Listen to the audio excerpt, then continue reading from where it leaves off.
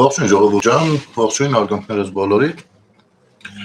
Շնորհակալ եմ ուժամին եթերին միանալու համար, չնայած մեր հայրենակիցները ձեր կիսումների եւ դիտումների արդյունքում հնարավորություն կունենան նաեւ վաղ այլ օրերի նույնպես դիտել, դե ինչ այսօր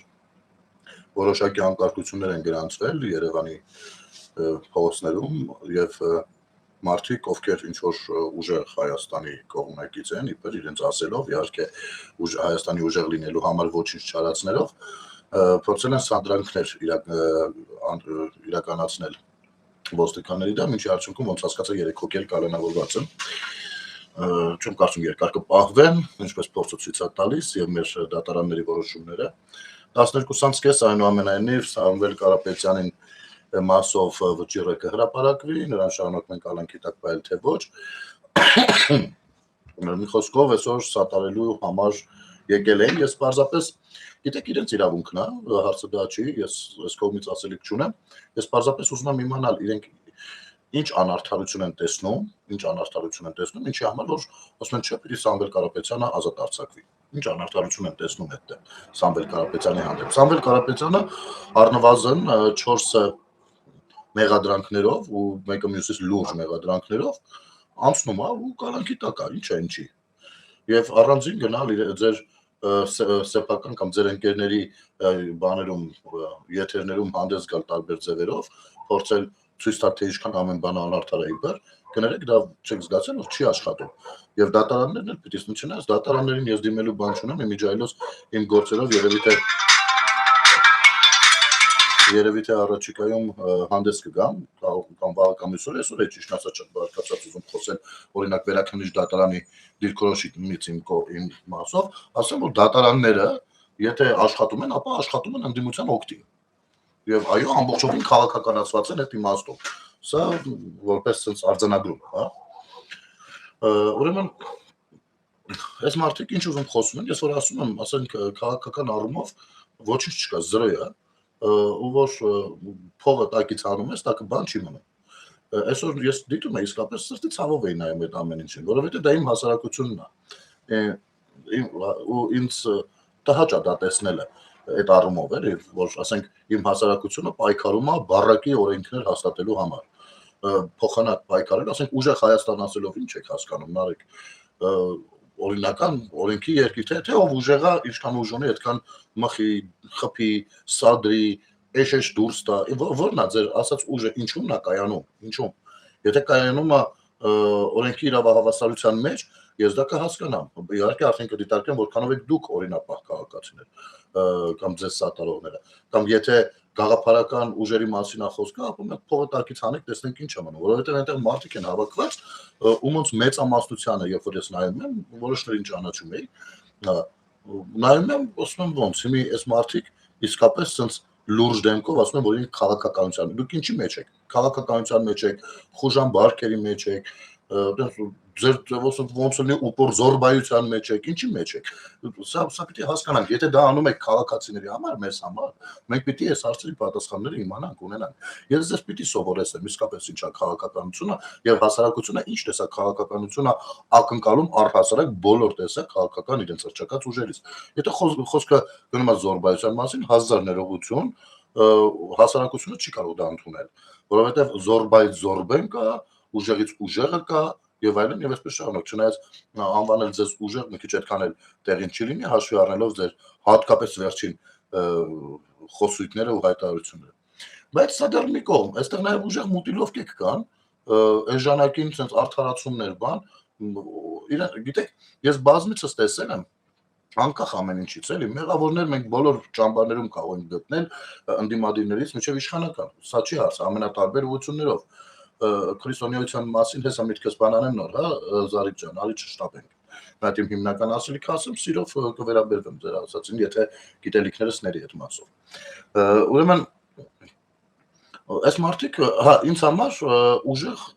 չեն նրանք, ովքեր փորձում են ուղիղ տեղը իրենց վրայից գցել իրենց պատասխանատվությունը, այդ ներողություն էլ չասել առանց դրաստերի համար, ուտես ներկանալ, որովհետև ինձ համար շատ ուժեղ մարդու դրսևորում է, երբ որ մարդը գիտակցաբար ներողություն է ասում ինչ-որ բանի համար։ Օրինակ,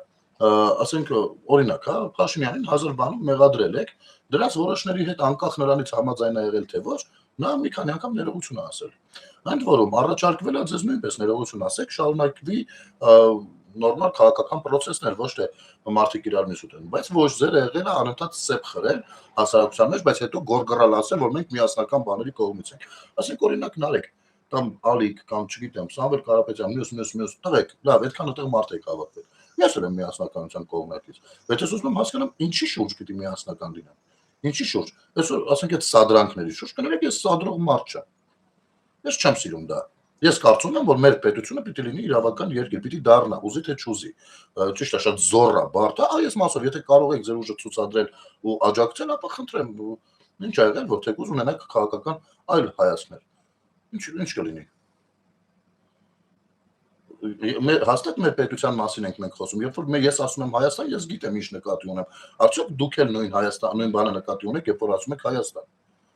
Ասենք օրինակ, հա, եկեք միասին մի հատ տեսանյութը նայենք, Նարեկ Կարապետյանը խոսում էր հայ-ռուս գազ արտից։ Այդ տղան, չգիտեմ, այդքան փող եք ծախսում, այդքան մարդիկ կողքները։ Լավ, ոնց կարելի է այսքան տեղյակ չլինել Հայաստանից։ Այսքան բակներեք, մենք տարիներ առաջ, երբ որ հայ-ռուս գազարտի վերջին 20%-ն էր վաճառվում ու մենք միտինգներ էինք անում, լուրջ ձեր հեչ պետք չի եղել դա։ Իսկապես բացարձակ ուշադրություն չեք դարձրել, տեղյակ չեք եղել։ Ասենք ո՞նց կարելի է նստել հայ-ռուս գազարտից եսի մինչեր խոսել։ Սա ցնդաբանություն է։ Ու ներկայացնել, գիտեք, կարա խոսել, կարելի է խոսել։ Կարա խոսի, մի հատ չգիտեմ, մարդ, մի հատ իր համար մարդ, բայց այն խումբը, ով ներկայանում է, չգիտեմ, գանք, բան փոխենք, ինչ եք փոխելու եք դեպի տգիտություն, հա, դեպի անտերյակություն, հա։ Դուք նոր Հայաստանի հետ եք ծանոթանում ախր։ Ու սատարողներ կան, ես հիմա սատարողներին եմ ասում, տղերք, ձեր համար նորմալ, ես այսօր, մեկ բան պատմեմ։ Այսօր տաքսիով գնում եմ գործի։ Հավեսով տղա է շոֆեր, աշխատող տղա իր համար։ Խոսում ենք, մեկ դե ինձ տենա բերել, հիմա ուզում եմ քաղաքականությունից խոսալ։ Ասում եմ, բանա, բայց եթե անկեղծ լինենք ախպեր, ես Ծառուկյանին եմ ընտրելու։ Ես ում քո որոշելիքն է, ում ուզում ես ընտրի ընկեր, եթե դու սպասում ես, որ հեսա պետք է համոզեմ հակառակում, սխալվում ես, դա քո որոշումն է։ Պրոստը եթե ուզում ես երկխոսենք, շարունակենք, բաղա։ Ասում եմ, բախ ես ուզում Ծառուկյանին ընտրես։ Ասում եմ, դե բարեկամ է ինձ գալիս։ Ասում եմ, ինձ էլ բարեկամ չի գալիս։ Ես իմ ճակատագիրը քո բարեկամին դավերի անում։ Դու տեր ես հետո։ Այսինքն։ Ասում տես, ես ունեմ դվարներ ախպերում շատ սիրում եմ, շատ։ Իմ աշխարհի չափ սիրում եմ։ Բայց եթե այդ ախպերս էլ աշխատող տղա է։ Բայց եթե իրան ուզենան ընտրեն թեկուզ ժեկի պետ, առաջ կասեմ տես բան չանեք, ախպեր։ Ինքը այդ մասով չկա։ Ու թույլ չեմ, ոչ թե ես չեմ ընտրի, թույլ չեմ տա որ ընտրեն։ Հասկանում եք, իմ ախպերը ես գիտեմ։ Բայց կյանքս կտամ։ Այսինքն, եթե բարեկամը քեզ, տենց հա վերջանում է այդքանով պատմությունը։ Էլ են մյուսի բարեկամն է, տենց ոնց է լինում։ Մի խոսքով, ասում եմ, տաշի սահման, ասում եմ, ախպեր, ոչ եմ էլի զրուցում ենք, բացատրում եմ։ Ու ես համ խոսում եմ հետը, չեմ համոզում, համ խոսում եմ հետը։ Համ զգում եմ, որ իր համար ինչ որ խոսում եմ, հայտնագործություն եմ անում։ Ինքը ամեն ինչին նես ռեակցիա տալիս, ունես խորս են ընդունում, հասանք տեղ Ասում ախպեր սաղ մեջս հեղափոխեցիր։ Ասում ընկեր հավատա ես դրա ցանկությունը չեմ էլ ունեցել։ Եթե ես դրա ցանկությունը ունենայի ավելին կասեի։ Բայց ես ու պարզապես հետո ուզում եի զրուցել որպես քաղաքացին քաղաքացու է։ Որևիցե մեկին մեր խոսակցության ընթացքում վիրավորել եմ չէ։ Всё ցավը տանում։ Ինչ կա հեսա ես գնացի շնորհակալություն։ Այսինքն այս մենտալիտետը որ այ մեր ընկերը, մեր ախպերը, մեր կներեք մեր բոլորիս համ իմ համ ձեր բոլորիս հայ ազգի ընկեր, ծանոթ, եղբայր, զավակ իրենց կյանքը տվել են Հայաստանի պետականության համար։ Ոստեղ հեչ բարեկամի հանդեպ դրսևորման ժամանակը չի։ Հարցը պետությունն է։ Հիմի մի հատ խումբ հայտ է ներկայացրել, որպեսզի լինի ազգային ժողովում առնվազն, իսկ մաքսիմումը դրել է, որ պիտի սահմանադրական կարգը խախտելով, ոչ մեկից կարծիքը հաշվի չառնելով, ինչ որ մի հատ ռուսաստանցի ալիգարխի դարձնի վարչապետ։ Ու ինչ ուզում խոսում են, օրինակ իրանցը տվել են բարձվում աստ իրանց խոսում են ինչ-որ ծրագրերից 300,000 տեղ ենք աշխատատեղ ենք բացելու մարդը հարցը տալիս ասում է 300,000 աշխատատեղ բացելը այսինքն շաբաթական կամ ամսական մոտավորապես ոնց ինչ հետաքրքիր չէ այնքան որ խոսում են դուք ձեզ այտենց հարմար է տղեր ասենք նորմալ դուք կարաք այդքան թքած ունենաք մնացած բոլորի վրա մենակ նրա համար որ ինքը ձեր համար ձեր ընկերն է ես իսկապես ձեր հետ եմ էլի անկեղծորեն ուզում խոսալ ոչ մի բան չունեմ Ոչ մի բան ձեր դեմ չունեմ, Հայաստանի Հանրապետությունը պարտացու ժողովրդավարություն է։ Ինչ կա այդ դատարաններն են, ես 1000 ձևով կարամ հիմնավորեմ, որ քաղաքականացված են ընդ որում ընդդիմության կողմից։ Դες չի։ Հիմա եկեք նայենք, այս հայրուս գազարտի թեման, դուք նայեք ինչ պատմություն է։ Մարդը չի հասկանում ինչ է խոսում։ Եկեք լավ նյութ է։ Բոլորը Հայաստանում կա հայրուս գազարդ։ Հայրը հայրուս գազարտը վաճառել է, նա դեռ սուտ խոստումներ է տալիս։ Հանրապետության գլխավոր ձևից Նարեկ Կարապետյանը խաբելով նոյեմբերյանցիներին ասում է, որ կբանակցի հայրուս գազարտի հետ մի քիչ էժան գնելու համար։ Բայց ում հետ եք բանակցելու Գազպրոմի, Ռուսաստանի։ Չէ, դա արդեն Հայաստանի հատվածն է, հայկական Հայաստանում գործող ընկերության հետ։ Զավեշտալին այս պատմության ոչ այնքան նրա սուտ ու անիրագործելի տնտեսական խոստումն է, այլ այն, որ հայրուս գազարտը ուղղակի գոյություն չունի, իսկ չունի մի բարձ պատճառով։ Դրա վերջին մասնաբաժինը Կարապետյանները, երբ իշխանության էր Սերժ Սարգսյանի հետ, ուղղակի պարտքի դիմաց հանձնեցին Գազպրոմ ընկերությանը։ Հայաստանի համար անչափ կարևոր այս ենթակառուցվածքը սկզբում 45%-ով, հետո 80%, իսկ ավելի կոնկրետ վերջին 20%-ը 2013 թվականի դեկտեմբերին դարձավ ռուսական ընկերության սեփականություն։ Սա այն տարիներն էին, երբ այսօր քրտիչներ ձևացող օլիգարխիայի կարկառու ներկայացուցիչ Կարապետյանները Հայաստանում կերծվող ընտրություններով դառնում էին իշխանություն։ Նրանցից ավագը Կարեն Կարապետյանը Սերժ Սարգսյանի աշխատակազմի ղեկավարի պաշտոնից գործուղել էր խորհրդարան եւ դարձել իր հարազատ հանրապետական կուսակցության պատգամավոր։ Հավանիշ տեսանյութ եւ բաժանորդագրվիչ։ Հիմա այս մարդուն այսօր հարց են տալիս։ Ես իսկապես ոչ վիրավորելու բացարձակ պիտի վիրավորեմ մարդը։ Նախ հայինքը ուզում ասած իրավրից քցի, որ Նարեկը իր տղեն է քաղաքական դաշտում, հարց են տալիս, հարցին գիտեք ինչա պատասխանը։ Ոսմաբա մեր ժամանակագրությունը նայեք, ես ելել եմ այդ կուսակցությունից։ Հայրուս գազարտը, եթե ի սկզբանե ասել Գազպրոմը դա 100% բաժնեմաս է Իրանը պիտի լինի ժողովուրդը կնդիմանար։ Բայց իրանք ինչ այսին քիչ-քիչ ժողովրդից մոռացնելով քիչ-քիչով բերեցին սկզբում 45%-ը տվին, հետո 80, հետո վերջի 20-ներ տվեցին։ Չէ՞, ոչ մեկս լուրջ անդրադարձանք։ Այդ նույն ձևով պետությունն են տալու, ոչ են գալու վաղը հանել կան Ռուսաստանին, չէ՞։ Դեմից մի քիչ sense են անելու, մի քիչ նենց, հետո գյոզերով մատ ռուսաց լեզուն պետական լեզու։ Մի հատ եկեղեցին այսուհետ պաշտոնապես հայ առաքելական ուղղափառ եկեղեցի։ Մի հատ այս մյուսը նենց այն մյուսը, այս քիչ-քիչով բերել են սարքեն, այն ինչ որ ուզում են սարքեն ընդհանուր առում դրա մասին ասել են։ Հիմա հերա ասում է Կարենը Կարապետյանը ասում է գիտեք ասում է բանա ես հետո այնտեղ դուրս եմ եկել։ Ընկեր ջան, միջը լավ, գիտես օրինակ, ես էլ ԿՊ-ից եմ դուրս եկել։ Հարցը դա չի, բայց եթե ԿՊ-ն վատ բան, ասենք դուրս գալուց դու գնահատական չես տվել, ու մինչև հիմի գնահատական չես տալիս։ Մինչև հիմի տղետ էլ գնահատական չի տալիս, հասկանում ես։ Չի տալիս, այս գործարքը վերջը ինչպեսի գործ, ոչ թե գնահատական չի տալիս, այլ մինչև հիմի չի էլ հասկանում, որ դա չկա։ Անկամ մարդկանց խոստանում է, որ դրանց հետ դետա կխոսա այն կառույցի հետ, որը որ չկա։ Մի փախեք այդ պատասխանատվությունից։ Ես կրկնում եմ, այն ոնց որ խոսքի սկզբում ասացի, այն ներողություն բառը դրա մասին է։ Լավ, կարելի է եւ ինչ որ քաղաքական նպատակահարմարությունից ելնելով ներողություն այդ ժամանակ չես խնդրել, մի ասա։ Եթե դու իսկապես մինչև հիմի ընդունում ես, որ դա վատ որոշում էր։ Դու ես եղել լրջագույն պաշտոնների, ես շարքային քաղաքացի ոնց եղել եմ մինչև ԿՊ մտնել, այդպես եղել եմ ԿՊ-ից ելնելու։ Հասկանում ես, եթե ես մասնակից լինեի ինչ-որ պաշտոնյա լինեի, որը որ պրոմող գնա, ես մինչև հիմի ներողություն ասելուց կլինեի վաղներ, մյուսօրներ, մյուսօրներ, մինչև մեռնելուց երբ դրանից խոսենք, ասեի ախպեր, դրա ներողություն ասել եմ, էլի եմ ասում։ Սա բաներ կա։ Մոդիլով ցրելով իրան ամեն մեկը իր վրից ցրում է։ Նույնը իմիջիալոց դաշնակներն են անում։ Ես քաղաքական ղեկավար Քոչարյան Ռոբերտն է, բանս ասում եմ, ախպեր, դա Քոչարյան Ռոբերտն է, հո մենք չենք, դուք եք ապեր։ Դուք եք ձեր քաղաքական առաջնորդն է։ Նույնն է այստեղ։ Հիմա դրա ջան, եկեք դատանի դիմաց ինչ-որ ասենք օրինակ, մի հատ ես ուզում եմ մտածեմ, էլի։ Ուզում եմ հասկանամ, եթե օրինակ դատավորները, բաները, ոստիկանները այդտեղ չլինեին։ Ինչ եք անելու, ինչ եք ուզում անել։ Ինչ եք ուզում անել։ Ոնց եք բրբրտում, ինչ եք ուզում անել։ Նպատակը ո՞րն է։ Ասենք թե ոստիկանները ձեր բրբրտոցին չեն արձագանքում, ոչ մի բան չեն անում, քաշում են էս կողմ։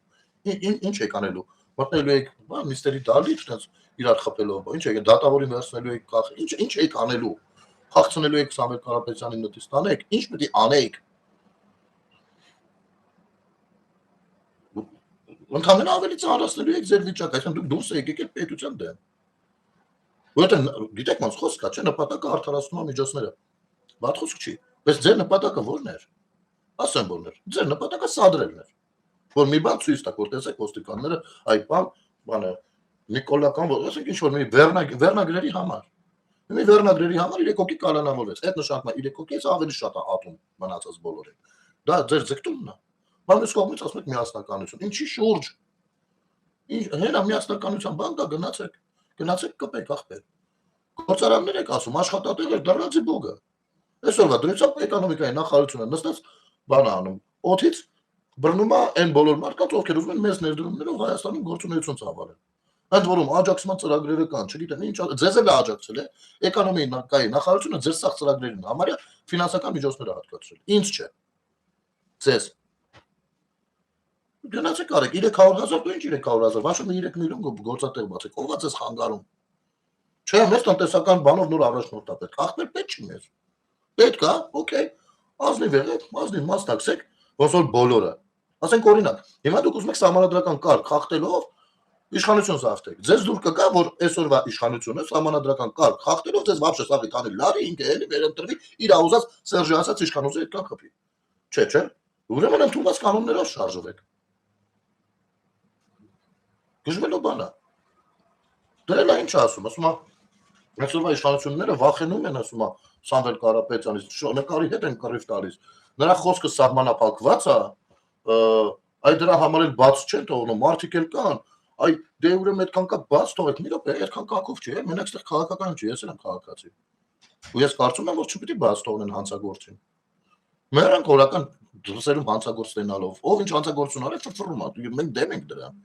Ինչ վերաբերում է խոսքի ազատությունը սահմանափակված չի։ Նարեկ ջան, այստեղ որ մուտիլովկա ես անում, իսկ դու այստեղ մուտիլովկա ես անում, ասելով որ բանա, դեռ ձեռի տակից բացում։ Քննչականն մենք նամակ ենք ստացել, գրել ստացել ենք բացասական պատասխան։ Ես քեզ ասում եմ, ձեր Վարդևանյանը շատ լավ գիտի ուր պիտի գրեր նամակ։ Նամակը չպիտի գրեր քննչական, դա քննչականի լիազորությունների ներքո չի, քննչականը կարա ձեզ ասի, ապա չգիտեմ ինչ եք ուզում ինձնից։ Դուք իրավաբան մի բուր իրավաբան ունեք կողքներդ, մերպես հարիվ չեք։ Իրավաբանը պիտի իմանալ, որ դա պիտի գրի պրոբացիայի ծառայություն։ Ընդ որում Civic-ի լրագրողը գրել է պրոբացիայի ծառայություն, ճշտելու համար պրոբացիայի ծառայությունից նամակով պատասխանել են, որ ոչ, Սամվել Կարապետյանի հրապարակային խոսքը բան չի։ Կալանքի տակ չի սենց ասած։ Խեք խափում։ Ում եք խեք խափում։ Այն լրագրողներ կոչվածները են Շուշա թղթերը կանգնած, հա բան, սոս բաներ են անում։ Լավ չի կարելի։ Տեղյակ չեք դուք սրանից։ Ես որ դրա մեջ չկամ, որտեղից եմ տեղյակ։ Փաստաթղթերն են, նամակն էլ ընդ որում հրապարակած է։ Այդ նամակը, որը որ պատասխանել է պրոբացիայի ծառայությունը, հրապարակային թուղթա դրած է այս պարագայում ես դա տեսել եմ Վահագն Ալեքսանյանի Facebook-յան էջում հրապարակած նամակը դրած ախտել։ Անկամ վայ, չանարım կգտնեմ։ Չեմ ալարում, ու հեսա գտնեմ, տեսեք։ Որովհետև ես դա ցանկացել եմ իմ հաղորդման շրջանակներում հրապարակել, ու պիտի որ ստեղ արենք լինի այդ թուղթը։ Մի վարքյան, հեսա դրա համար գտնեմ այդ թուղթը։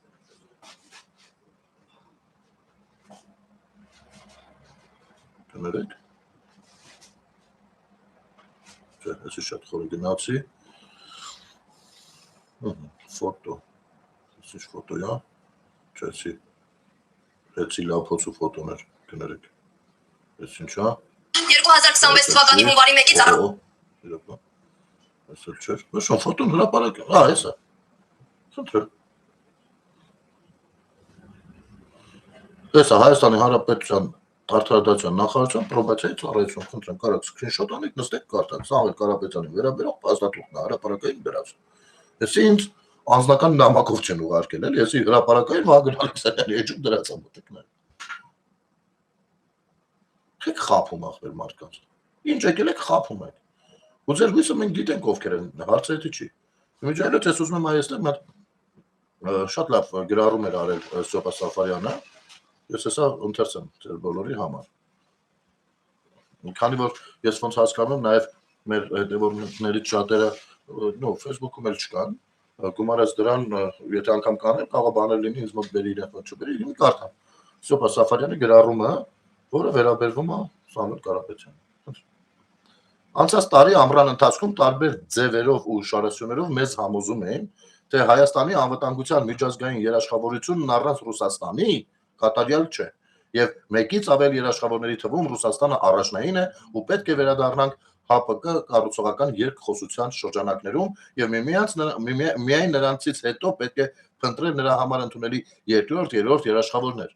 Հստակ հասկանալով, որ դա Հայաստանի համար ձևավորված անվտանգային նոր միջավայրում միջազգային երաշխավորման տապալման ուղիղ ճանապարհն է։ Ապա Վաշինգտոնյան համաձայնություններից հետո սկսեցին մուղամով ու ձևերով համոզել, թե թրիփն առանց Ռուսաստանի մասնակցության վտանգ է Հայաստանի համար։ Հետևաբար կրկին նա պետք է մասնակցի թրիփին, ներգրավելով նաև Չինաստանին, Իրանին, որպեսզի բալանսավորեն ուժեր Հայաստանի տարածքում մրցակցող ուժերին, հստակ գիտակցելով, որ դա թրիփի տապալման ու սաբոտաժի առաջարկ է։ Հետո սկսեցին խունջիկներով համոզել, թե մենք Ռուսաստանի ազդեցության գոտի ենք։ Իսկ հայ առաքելական եկեղեցին ռուս ուղղափառ եկեղեցու քրիստոնեական դավանանքի գոտին է։ Երբ հայտնաբերվեց, որ Ռուսաստանում մի շարք հայկական առաքելական եկեղեցիների ցուցանակներում դրանք ուղղափառացվել են, սկսեցին տարատեսակ կռուպիկներով ու ձևերով հղումներ կատարել 19-ից 20-րդ դարերի կրոնական ու այլ տեքստերի վրա, հիմնավորելու համար մեր դավանանքի հավերժ պատկանելությունը ռուսական ուղղափառ տեսակին։ Հիմա Հայաստանի եվրոինտեգրման գործընթացի արագացման խորապատկերին մեծ տարբեր ձևերով համոզում են, թե Կովկասը, որտեղ գտնվում է Հայաստանի Հանրապետությունը, ու առնվազն երկու երկիր եվրոանդամակցության հայտ ուներ, մի կողմ տոնենք Հայաստանի անդամակցության գործընթացի ժամանակավոր սառեցումը, խորքային Ասիա է, երևի տեսել եք, ասում մենք խորը ասիական երկիր ենք ասում։ Նարեկ Կարապետյանն ասում է, երդվում եմ, ես ոչ մի բան չեմ ասել։ Այլ ոչ թե Եվրոպա, թե պատմական քաղաքակրթական առումով, ընդ որում, պատկերացնում եք քաղաքակրթական առումով մենք ուզբեկները, ասենք չինացի, պատկերացնում եք, ինչի մասին է խոսքը։ Թե միջնաժամկետ կամ երկարաժամկետ հեռանկարի տեսանկյունից։ Ասում են դա ենթագիտակցաբար ու հասկանալով, որ առաջադրանքի շրջանակներում պետք է ակտիվացնել հայկական ինքնության ասիական բաղադրիչը, ինչպես որ արևմուտքի հետ առճակատումից առաջ Ռուսաստանը իրեն հռչակեց որպես ասիական պետություն, այլ ոչ թե եվրոպական։ Այսքանից հետո հարց է ծագում Արարատի պատկերին քարոզչական պաստառով Սամվել Կարապետյանը, իր ուժեղ Հայաստանով, ոչ պակաս չափով նույնը անող Քոչարյանի Ռուսա Հայաստանը, իրենց ետնանկար բիբլիական Արարատն են համարում Ասիայի խորքերը, եւ ընդհանրապես արևմտյան պատմական Հայաստանի ուղղությամբ կեղծ ռազմահայրենասիրական սենտիմենտներով խմբակը, հայ ժողովրդի էթնոգենեզի ընդարձակ առյալը, միջերկրածովյան սևծովյան ավազաններն ու կովկասյան տարածաշրջանը համարում են խորը Ասիա։ Եթե այո, ապա այլևս հարցեր չկան, ամեն ինչ պարզ է եւ միայն իմ նման մարդկանց համար այս նախագծերը ստեղծված են ոչ միայն Հայաստանը ետ ու դեպի անցյալ, դեպի միջնադար, այլ դեպի Ասիա տանելու համար։ Հասկանում եք։ Պարզվում է մենք խորը Ասիա ենք։ Առասարակ Նարեկ, այդպես բաներ որ խոսում ես, ուզում եմ դու Կիլիկյան Հայաստանից տեղյակ ես։ Հեչ ասեք ուսումնասիրել չէ, սիրողական մակարդակի լավ մի հատ գիրք ընդհանուր նկարագրող թեկուզ, ասենք, ասես մի բան կարդացել ես։ Ու ցանկալի է հայերը։ Դու հիմա այսօրվա այդտեղ հավաքված տղերք ջան,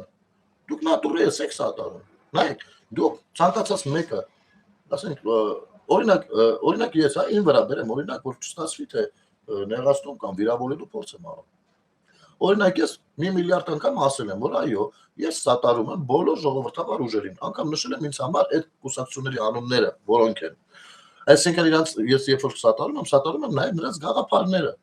ընդհանուր իմաստով, քաղաքական գաղափարները, առաջնային, ոչ թե նաև այլ առաջնային։ Կապ չունի ինձ համար այնտեղ ղեկավարները ովքեր են այդ կուսակցությունների, դե ոչ չլինի ամեն մեկը իր թերությունով, առավելությունով, ինչ որ վիճակում sense կմեկնաբանեն ինչ որ վիճակումներ, բայց ընդհանուր գաղափարը տեսանելի է, ու ես սատարում եմ այդ գաղափարները։ Իհարկե դուք կապված չեք ուզում դուք դա տենց ընկալեք, որովհետև տենց զեր չի տալիս, բայց դա է իրականությունը եւ դա բազմաթիվ անգամ ապացուցել եմ։ Հիմա դուք, երբ որ գնում եք սատարելու, առավել եւս քաղաքականապես, ուրեմն դուք սատարում եք Հայաստանի ասիական ծագումնաբանությունը։ Իհարկե, ձեզ սա կարող է շատ բան չի ասում, բայց եթե ցանկություն ունեք մանրամասն ըմբռնելու այս ամեն ինչի տակի դրած կեղտը որն է, ապա կարող ենք հանդիպել մի գավաթ սուրճի շուրջ, ես ձեզ բոլորիդ կբացատրեմ, թե դա որն է, դա ինչ վատ բան է իրանից ներկայացնում։ Դուք ուրեմն սատարում եք հետադիմական բաները, դուք սատարում եք անցյալը, ոչ թե ապագան, անցյալը, հետ գնանք դեպի սովետ, հետ գնանք դեպի միութենականություն։ Իսկ գիտեք ինչ, այդ միութենականության շրջանակներում Ռուսաստանն ու Բելարուսը միութենական են, չէ՞, իրենք ստորագրել միութենական են, ճիշտ է։ Բելարուս երիտասարդները զոհվում են ուկրաինական ճակատում հանուն միութենականության։ Դուք պատրաստ եք։ Չէ, դե դուք ո՞նց պատրաստ լինեք, դուք փողոքտակ կազատվեք։ Բայց ես պատրաստ չեմ, հասկանում եք, ես չեմ ուզում գնալ հանուն ինչ-որ միութենականության, հանուն ինչ-որ մի հատ բիտլայի, մի հատ ապուշի չոքնուտի, ուկրաինական ճակատում զոհվել մի պատերազմում, որը որ ըստ էության ես համարում եմ սխալ։ Սենց ասեմ։ Հայ սովետական միությունը գուցե ունեցել է ռազմական գործողություններ ու մեր ժողովուրդը այդ բանակի մասնակիցը լինելով կարծել է դա հանուն սովետական միության եւ բոլորի հայրենիքի մասին է, կներեք տղեկ, ես Հայաստանի Հանրապետությունից բացի ուրիշ հայրենիք չեմ կարող անցնել, չեմ ցանկանում, չեմ ուզում, չի կարելի։ Դուք անցալում եք, խնդրեմ, այն դուք, այն երկրները լսկա տարածքով դրած իսկական ապրելու համար գնացեք ապրեք ապրեք։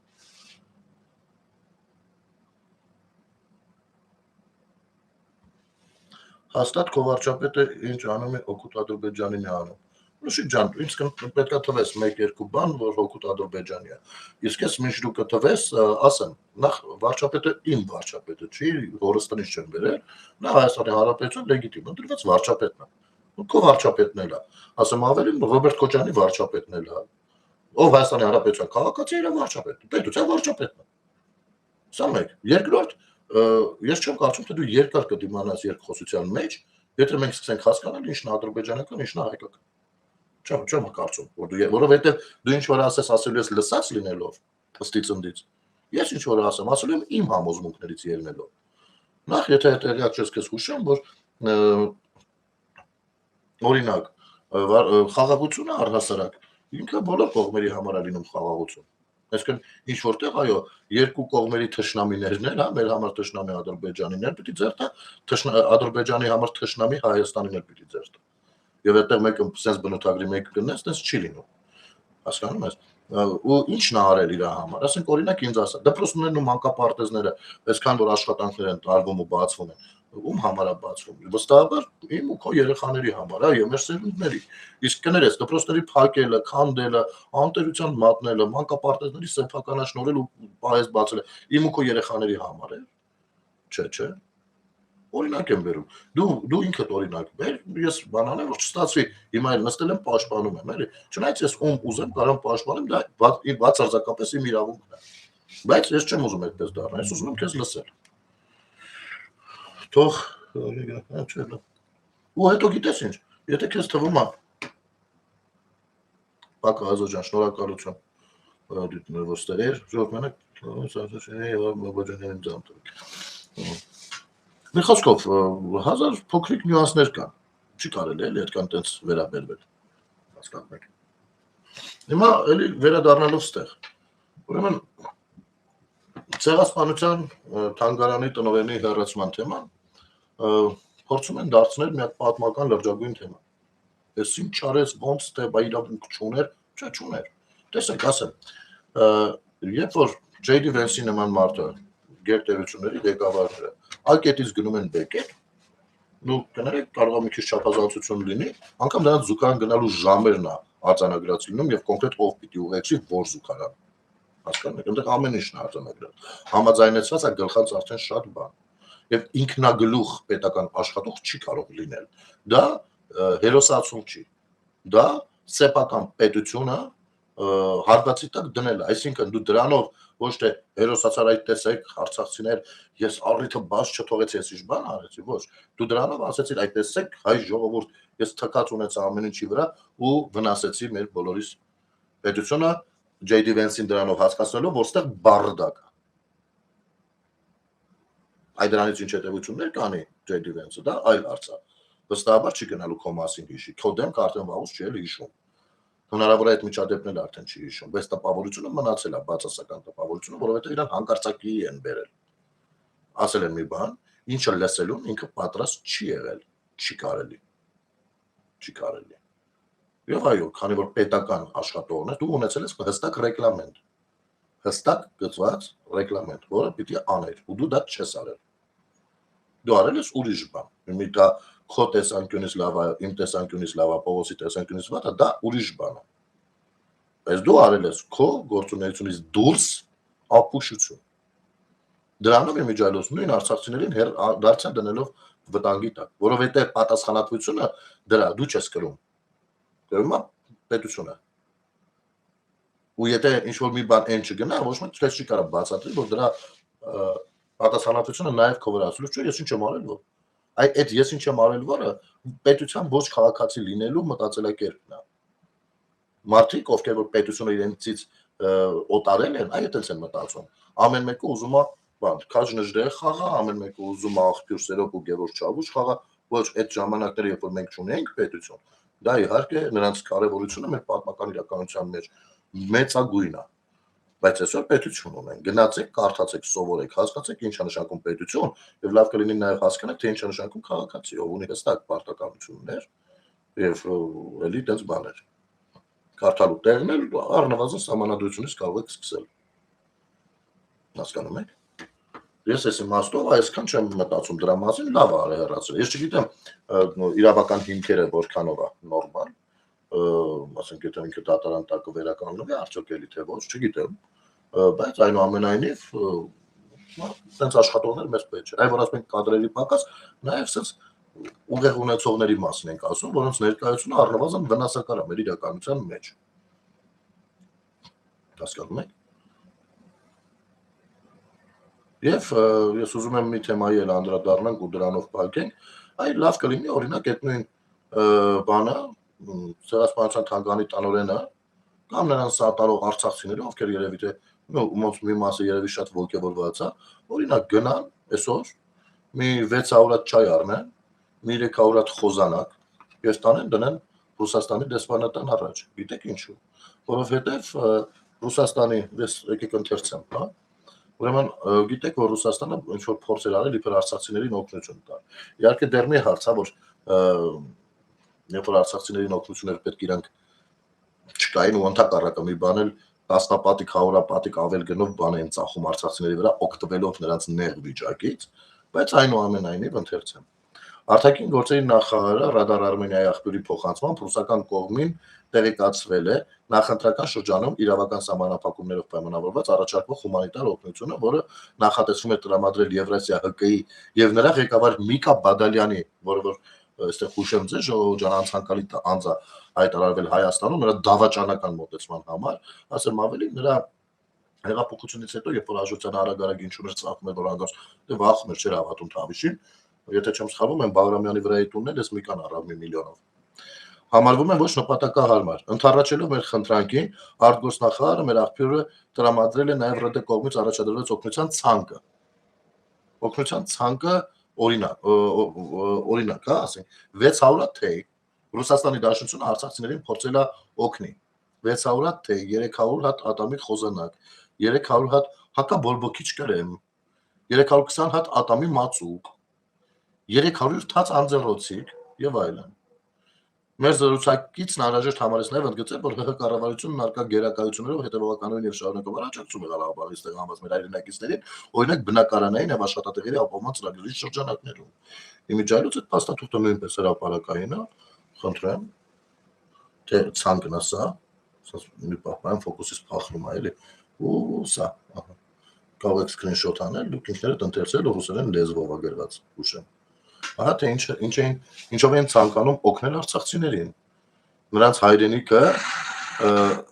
բաներին հանձնելով ադրբեջանցիներին հանձնելով աղկվելով այ գեշեք այդ բանի ժամանակ էլ օգնությունը ռուսական կողմից ինչ որ մատրասներ էին բերել բան օգնություն գիտեք ես ինչի մասին հա ժողովուրդ սա ցինիզմ է բայց կազմակերպված ցինիզմ է ինձ թվում է սրանով նրանք ցույց են տալիս սիրելի արցախցիներ խնդրեմ այսքան տեղ ուշադրին նրանք այս սրանով ցույց են տալի, որ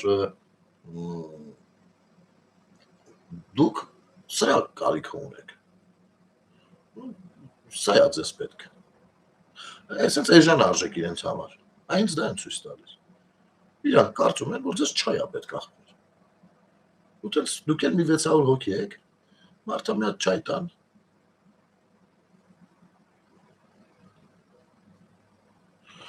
Կարել Մարտիրոսյան, Ռոսիա Սիլա։ Կնես Ռոսիա с вами, Ռոսիա вперед։ Ախպեր, շնորհակալ եմ Կարեն ջան, ինձ պետք չի որ Ռուսաստանը ինձ հետ լինի, ճիշտ ակռակ ինձ պետք է որ вообще ցերու լինի։ Եվ լավ կլինի Ռոսիա Սիլա այդ արտահայտությունը ստեղ ասելու տեղը չի։ Ես հենց նոր ասեցի նրա Սիլան ինչու՞մն է կայանում։ Ամենայն հարգանքով նա Արցախը Ադրբեջանին նվիրելուց հետո հիմա 600 հատ չայ 300 հատ ատամի մածուկ ուղարկում է, որ այդպես օգնություն էլի։ Հասկանում եք։ Россия великая держава, Գևորգ, օքեյ։ Գևորգ, իսկ Հայաստանը։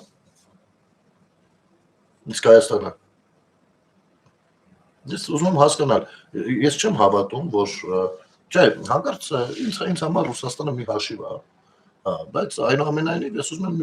այստեղ իմ կարծիքով բոլորը համաձայն են։ Երևի ռուսները Ռուսաստանը այդքան չեն սիրում, ինչքան որոշ հայեր։ Սիրեք ձեր գործն, բայց կներեք, այն ինչ որ դուք խոսում եք, դա իրականության հետ բացարձակ ոչ մի կապ չունի։ Ռուսիայի Սիլան այսօր միջալոց այդ վարորդն էլ մի երկու հարց տվեց զրուցում էին։ Տես, ասում է,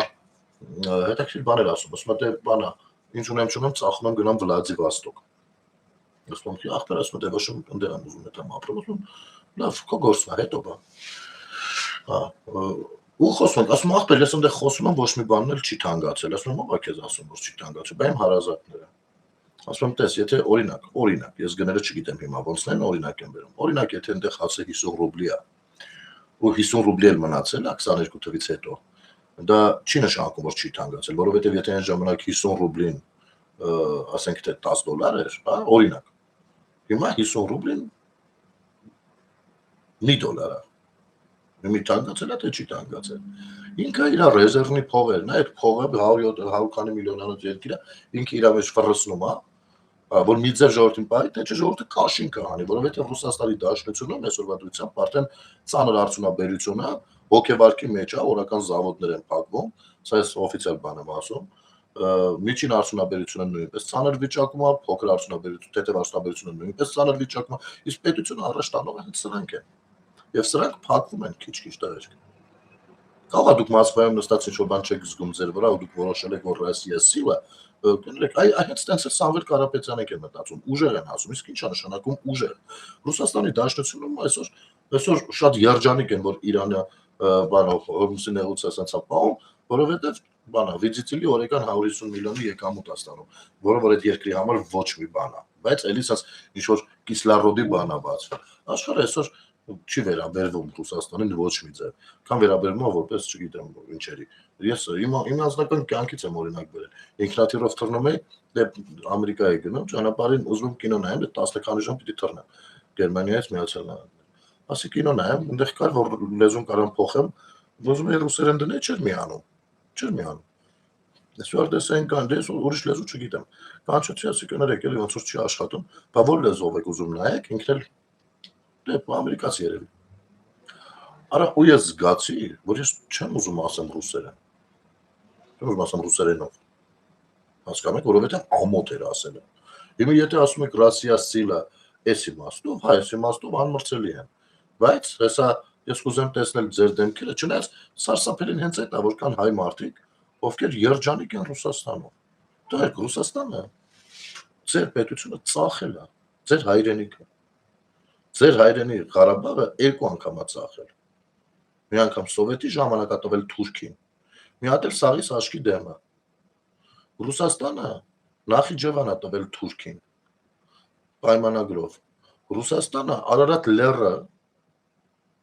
եւ շրջակա տարածքները տվել է Թուրքին։ Ռուսաստանը մինչև այսօր, հա, տվել է ուրիշ նպատակներ ունենալով բնականաբար։ Ռուսաստանը մինչև այսօր Հայաստանի Հանրապետության սահմանները չի ճանաչում։ Դուք երջանիկ եք դրանով։ Ինձ սարսափելի է սա տեսը, սա հենց դեգրադացիայի մասին է։ Ես ձեզ վիրավորելու համար չեմ ասում, ոչ էլ ասում եմ թշնամացեք։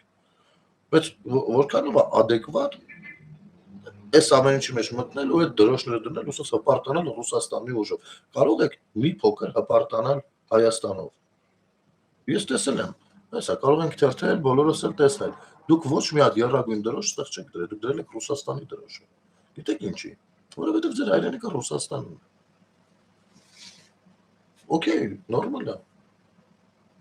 Ապրեք ձեր հայրենիքով, բայց կներեք, մեր վզին ուրիշ բան չփաթաթեք։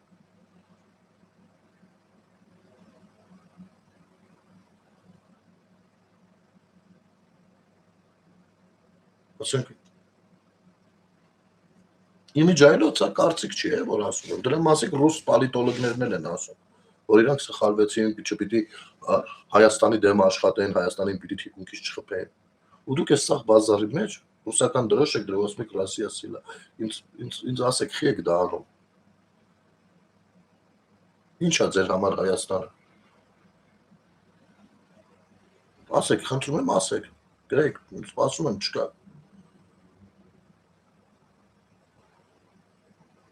Գիտեք, ես սրա մասին իհարկե առանձին տեսանյութ եմ անելու, որովհետև խիստ բարկացած եմ մեր վերաքննիչ դատարանի վրա հատկապես, այս պայի դրությամբ, բայց երկու բառով ասեմ, մի հատ անասուն, ով նույնպես կյանքի բերումով Ռուսաստանի ֆանատ է, դրել էր Հայաստանի եռագույնը, վրեն գրել էր դենիկոլիզացիա, դե մի հասկանում եմ, մարդը Նիկոլին չի սիրում, դենց է գրել, իրա գործն է, դա ինձ չէր ուզում, բայց երբ որ եռագույնի վրա էր դա գրել, ու այն զերն են դենիկոլիզացիայի զերն են ֆաշիստական զեթն էր դրել, ես նրան կոպտել էի, ինձ դատարան էր տվել, եռագույնի վրա, ես ասում եմ, սա առանձին եթերի թեմա է, բայց որ հասկանեմ, եռագույնի վրա, այն եռագույնի, որը ձեռներս գնացել ենք պատերազմ, ֆաշիստական նշան էր դրել, ֆաշիզմը աշխարհը դատապարտում է, ես էլ եմ դատապարտում, ֆաշիզմը, հիմի ձեզ նորմալ է դա, հիմի ֆաշիզմին, ֆաշիստական գաղափարախոսությանը հատուկ գործողություններ է իրականացնում Ռուսաստանի Դաշնությունը, հիմի դուք բերել եք իմ մոտ էդի գովազդում եք, որ ես ինչ անուն տա, ասեմ, հա, օքեյ, լավ, հա, ինչ եք ակնկալում, գիտես քանի տղա է զոհվել, որպեսզի մի հատ պոստի վրից Ադրբեջանի դրոշը թափի մի կողմ եռագույնը դնի դե։ Քանի տես դրվագներ են եղել, հենց նույն 44 օրյայի ժամանակ, որպեսզի դու իմաստե դնես Ռուսաստանի դրոշը ու ասես Ռոսիա սիլ։ Ուժեղ էր, ուժեղ համար էր, բան չասեցի։ Իմիջիալոց ուշեմ հունիսի 7-ին, եթե մասնակցեն բանին, ընտրություններին, Տաշիր սահմանին կգնաք ու կընտրեք դրանց։ Դատական վարույթ ընդունելը մեղմ ասած, որը վճիռ կա արդեն։ Ինչը չեմ ասում, Սերգեյ Խուրշուդյան, ինչ ես գրել, բա Ադրբեջանին քիչ ես ասում, բա Նիկոլին ասա, քիչ ես ասում։ Ախպերս Ադրբեջանին ես ինչ պիտի ասեմ, որ չեմ ասում։ Ինչը չեմ ասում ապեր Ադրբեջանին։ Ինչը Նիկոլին ասեմ։ Իմ տեսակետները բաց YouTube-յան եթերներում դրած են, խնդրեմ կարող ես ծանոթանալ, եղբայր ջան։ Ադրբեջանին ինչ-որ բան ասելու կաշկանդվածությունը բացարձակ չունեմ, ասենց ասեմ քեզ իմանաս, բայց եթե Ադրբեջանը եւ Թուրքիան առերևույթ թշնամիներն են, այդտեղ ինչ ասենք, եթե օրինակ որևիցե մեկը, օրինակ դաշնակները երբ որ Թուրքը գիտեք նա ցեղասպաց, իմ խնդալը գալիս է նրա վրա, որ իրանք փորձում են ինձ բացատրել, թե Թուրքը ով է։ Հասկանում եք։ Որտեղ դա բոլորս գիտենք։ Իսկ Ռուսաստանի մասով այնպես չի, որ բոլորս ունենք այդ պատկերացումը կամ այդքան ճիշտ են գնահատում։ Խնդրեմ, հենց նոր աշնորհիս առաջ Ռուսաստան իմիջայլոց ռուսին ու թուրքին ինչ առանձնացնում։ Հենց ինձ համար իրական չէ, ռուսի դրոշները դեռ թե ադրբեջանցու։ Երկուսն էլ իմ համար այս իրավիճակում նույն գնահատական ունեն։ Կան չէ՞ տես բաներ, գրականագետներ, ավելի լավ է ռուսի ագենտ լինեմ, քան թե թուրքի շուն։ Երկուսն էլ նույն շունն է։ Պետության դեմ է երկուսն էլ։ Բայց եթե ուզում ես իմ ասացի միտքը ավելի լավ հասկանաս ու ավելի ալ չչարչարվես, եղբայր Սերգեյ ջան, տես իմ մոտեցումը։ Հիմա երևի կասես, բա ինչի խաղաղություն, բա ինչի ճանապարհներ բացել, բա ինչ առեթ ու բա խին ասում ախպերություն արեք։ Նախ դե դրանք լսած ես ասելու, ասեմ, ոչ ոք ոչ մեկի չի ասում ախպերություն արեք։ Ոչ ոք։ Ոչ ոք չի ասում էլ մի հատ եք, ոչ ոք։ Հարաբերություններ ունենալ, տնտեսական հարաբերություններ, ճանապարհներ, անգամ շփումներ ունենալ չի նշանակում ախպերություն անել։ Այլապես կնշանակի, որ մենք թուրքերի հետ 100 տարի ախպերություն ենք անում, որովհետև այսպես թե այնպես մենք թուրքերի հետ ունենք տնտեսական հարաբերություններ ոչ օֆիցիալ, դե ֆակտո, ոչ դե յուրե, չերես Վրաստան։ Այսինքն Վրաստանը ստե միշտ նորտել լավ է փող բռնում։ Հասկանում ես։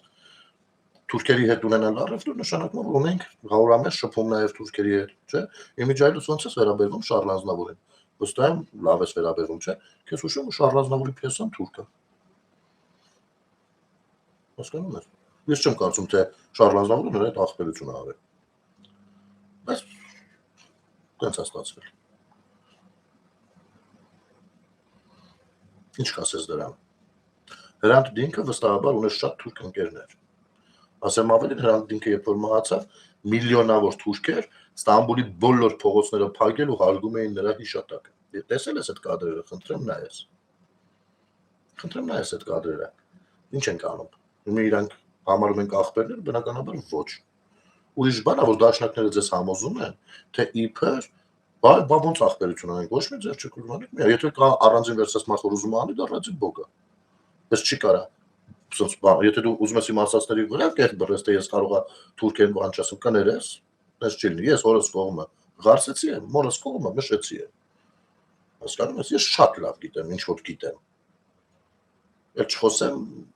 ռազմական գործողությունների մասնակցելուց եւ այլն եւ այսպես շարունակ։ Բայց այդ վերնախավից որևիցե մեկին չտեսանք ընդդեմ։ Հասկանում ես։ Այ որովհետեւ մեդիա տիրույթում ամենօրյա ռեժիմով մեդիա տերոր են իրականացնում։ Օրինակ ես մտես Գրիգորի Սարոյան, չկա ոչ մեկին ընտրելու։ Ես մի քիչ այտենց համաձայն չեմ։ Հեսա կասեմ ինչի մի երկու մեկնաբանություն կարդամ, սենց ինտերակտիվ, ես իմ հիմնական ասելիքը ասեցի, մի երկու բառ ինտերակտիվ զրուցենք։ Սովետի ժամանակ լավ էր բարեկամություն էիք անում ազարիների հետ։ Ճիշտ ասում քնարիկը։ Իմիջիայլոց ասեմ, որ Սովետի երբ որ բաներ անում, հաստատվում էր, արդեն օկուպացրել էր սովետական միությունը, օկուպացրել էր Հայաստանի առաջին հանրապետությունը։ Իմիջիայլոց բանը նշում եք, Հայաստանի առաջին հանրապետության օրը նշում եք, տոնը նշում եք, իսկ հարց չի առաջացել ձեր մեջ, լավ, ասենք թե պատմություն չգիտեք։ Հարց չի առաջացել, իսկ առաջին հանրապետությունը խի մեռավ։ Եվ եթե այսօր երրորդ հանրապետությունն է, վստահաբար Արանք Եղելյանն ադել երկրորդ հանրապետություն, ճիշտ է։ Բայց լավ, այս երկրորդը ինչի արդյունքում սկսվեց, ու արդյոք երկրորդը առաջինի իրավահաջորդն էր։ Բնականաբար ոչ, իսկ ինչու ոչ։ Որովհետև երկրորդը մենք անկախ պետություն չենք եղել։ Հասկանում ես։ Որովհետև սովետական միությունը, խորհրդային միությունը օկուպացրել է Հայաստանի հանրապետությունը, եւ ոչ միայն Հայաստանի, Ադրբեջանի, Վրաստանի։ Հասկանում եք։ Եվ մեր պետականության վերջը տվել է։ Եվ միայն Ղարսն ու Մուշը հիմա Թուրքիայի հանրապետությունը։ Իմ պատմական հայրենիքն է։ Բայց որպես պետություն Թուրքիայի հանրապետության տարածքում է։ Ինչ է ինչի հողոջա։ Ասենք ինձ ճշտում ես այս աշխարհագրությունը ինչքանով գիտեմ։ Իմիջայլոց Մուշը այլ ձևով է հայտնվել Թուրքիայի հանրապետության տարածքում, Ղարսը այլ, այ Ղարսը, Քարսը, դարձյալ թուրքերի նվիրել են ռուսները մեր լուր համաձայնության ներքո։ Տեղյակ չէր։ Այսպես Ղարաբաղի նման մեծ կապիտուլյացիա էլ ընդեղ ասարկել, պրոստը ժամանակագրական առումով դրանից 100 տարի առաջ։ Նույն ձևով իմիջայլոց։ Եթե դու նայես Կարսի պայմանագիրը ու նայես այս ամեն ինչը, Ղարաբաղի հետ ինչ տեղի ունեցավ, նույն մեկին մեկ նույն ռազմավարությունն մի քիչ անուններն են փոփոխված։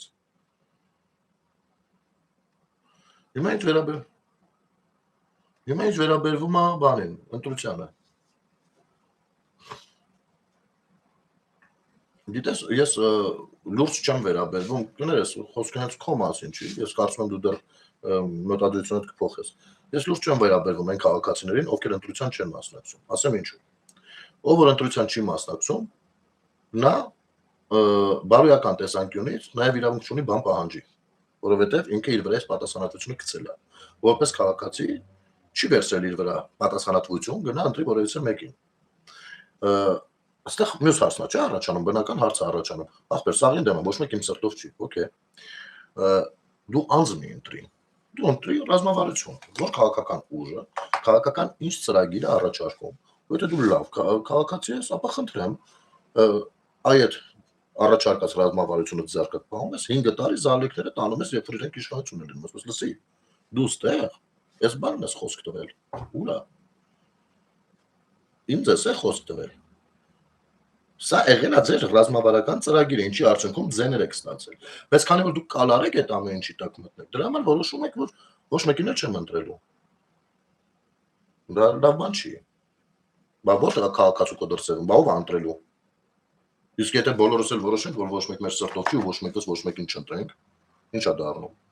Ասենք, քեզ թվում է, ես ավելորդ ժամանակ կամ հավես ունեմ, Կիրակի օրով է դա հիմնականում ընտրությունները լինում, Կիրակի օրով ելնեմ ոտով հասնեմ ընտրատարած, մեկին ընտրեմ կամ այդ մեկն էլ մի աշկից լուսնա։ Բնականաբար չէ։ բայց ես ընտրում եմ ժողովրդավար ուժերի, որովհետև փաստ գիտեմ ռուսամետ ուժերը բռնապետական են, ընտրում եմ ժողովրդավար ուժերի, անկախ ամեն ինչից, իմ ձայնը տալիս եմ իրանցից որևիցե մեկին, որովհետև գիտեմ, որ ժողովրդավար ուժերի ընտրվելու դեպքում ես կարող եմ պահանջ ներկայացնել։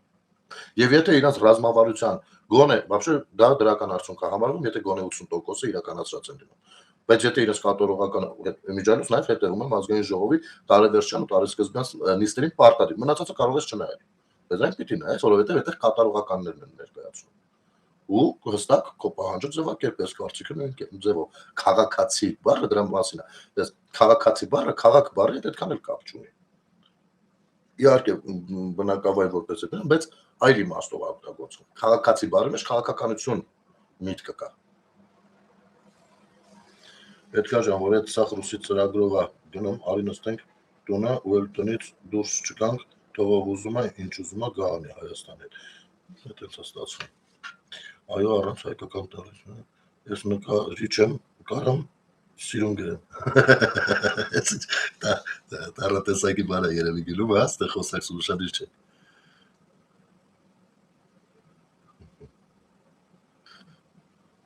Էս է հարցը, հասկանում եք, ու մենք որպես քաղաքացիներ պիտի այս ամեն ինչի մասին փորձենք զրուցենք։ Ես հույս ունեմ, որ իմ զրույցներով ձեզ չեմ ուղղորդում, բայց սրա մասին մենք քաղաքացիներ ենք, պիտի զրուցենք, որպեսզի տրամաբանորեն ճիշտ հանգրվանի հասնենք, հասկանում եք։ Որովհետև խոսքը մեր պետության մասին է, այս պետությունը երկնքից չի իջել, որպեսզի մեր պետությունը նախ եւ առաջ, դες այսօրվա դրությամբ նայում ես մարդիկ մտել են ինչ են գրում։ Բայց ինչ ասում Նիկոլը անկախության հռչակ գրից բան, ասես բաներ են ասում, հետո կարող ասես պիտի դու ես ընտրել, ասում արա ոչ մեկին չեմ ընտրել, ախր ուրեմն քո ինչ գործ է ինչ ասում։ Եթե դու Հայաստանի Հանրապետության ճակատագիրը որոշելու ժամանակ չես ուզում քո մասնակցությունը ունենաս, բակո համար մեկ չի ով ինչ ասում։ Ինչ ուզում են թող ասեն։ Մեկը, որովհետև մեր պետությունը երբ որ ստեղծվում էր, այդ ժամանակ եղավ պատերազմ։ Ու պատերազմի մի կողմում հայ կամավորներն էին, կանոնավոր բանակ չկար։ Մյուս կողմում սովետական բանակը, էլ ադրբեջանցին չէ, ադրբեջանական բանակը չէ, սովետական բանակը։ Այդ հետո, երբ որ Ադրբեջանն էլ անկախացավ, նոր ադրբեջանական բանակ էր, չնայած դարձյալ ռուսական ներկայությամբ սովետական։ Հասկանում ես։ Հիմա այստեղ են դրոշ դնողները Ռոսիա սիլա բան, սիլան մենք գիտենք, որ սիլա է, բայց ում կողմից եւ ում դեմ։ Եվ արդյոք, երբ որ մենք դնենք մանրամասնենք, դու հպարտ ես լինելու, որ Ռոսիա սիլա, թե չէ։ Այստեղ է խնդիրը կայանում։ Ես իհարկե բոլորս ենք հասկանում, որ դա գերտերություն է։ Բոլորս գիտենք, ինչ որ նորություն չեք ասում։ Բայց ում դեմ, ում կողմից եւ ում դեմ, ըստ ժամանակագրության եւ փաստագրության հաստատ մեր կողմից չի աշխատում։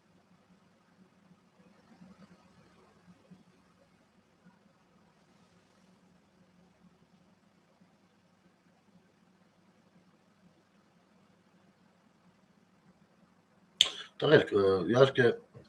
այստեղ ես նայում եմ գրելու լեզվի մասին է խոսքը, ժողովուրդ ջան, եկեք սենց անենք, պարտադրելու ոչ խնդիր կա, ոչ էլ վատ դիտարկելու խնդիր։ Իհարկե, ինքը քանի որ հայոց լեզուն ունի իր տառերը եւ թվային բանով նույնպես կան հայերեն տառերը, ճիշտ է հայերեն գրելն է, լավ կլինի որ հայերեն, բայց հիմի մարդիկ կան երկար ապրած են լինում մեկ այլ երկրում մի քիչ հետ են վարժվացնում հազար ու մի բան կա,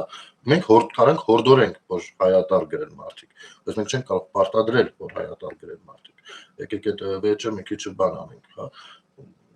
Լավ կլինի, որ բոլորս իմիջայլոց ահագին շատացել են հայերեն գրողները, շատ են շատացել։ Անգամ մարդիկ, ովքեր որ ասենք սկզբում քաշվում էին, որովհետև երբեք դա հայերեն չեն գրել կամ շատ ջահել բախտ են գրել վերջին անգամ ու հարմար է եղել նենց, մտածում են որ կարող է տառասխալները շատ լինեն կամ դանդաղ կգրի եւ այլն, բայց նկատելով որ մենք նորմալ ենք վերաբերվում տառասխալներին կամ ուղղագրական սխալներին, որովհետև ըմբռնումով ենք մոտենում, ասում ենք ոչինչ սխալ գրի, հայերեն սխալ գրի, ու այս ընդհանուր մոտեցումը բերել է շատ փոփոխությունների։ Էդ էլ կշտկվի, տղերք, եկեք բան չանենք, էլի կոշտուկոպիտ խոսակցությունները դնենք մի կողմ։ Իհարկե հորդորում եմ հայերեն գրել եւ բոլորս ենք հորդորում։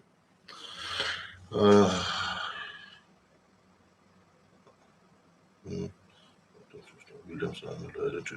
Ցավը տանեմ, Վարդան ճիշտ է, Վիլյամ Սարյանն էլ հայերեն գրել չգիտես։ Դե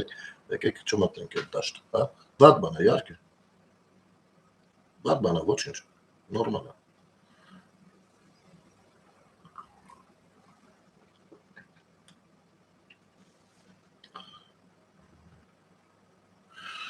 Խոսքով, այսքան խոսեցինք, հələ որ Telegram-ը չի ծնգում, դա ստացվում է, որ դեռ բան չկա, նորություն չկա, դատական նիստից ամեն դեպքում չգիտեմ, երևի այսքանով եզրափակենք այսօրվա եթերը ժողովուրդ ջան, ընդհանուր գնահատականը դա է եւ մենք պիտի որոշենք, ցածիտոք տանք, որ Հայաստանի Հանրապետությունում բառակի օրենքներ չեն լինելու, բառակի օրենքներ կարող են լինել բառակում։ Որպես պետությունը կայանում է որպես պետություն ու բնականաբար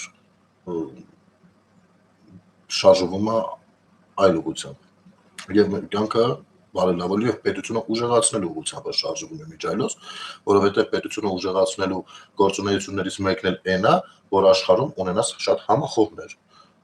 ունենաս շատ գործընկերներ։ Եվ եթե ուզում եք իմանալ, օրինակ նույն Արցախյան պատերազմում մենք մենակ մնացինք, որովհետեւ մենք չունեինք շատ համախոհներ, ունեինք միած Ռուսաստան, Ռուսաստանի դրոշներն էլ տնկած են միջայլոց ամեն քայլափոխին Պուտինի նկարով, ովքեր որ մեզ արձվեց վերջում, որ իրաց ծրագիրը ուրիշ բանի մասին է եղել ու մեր դեմ։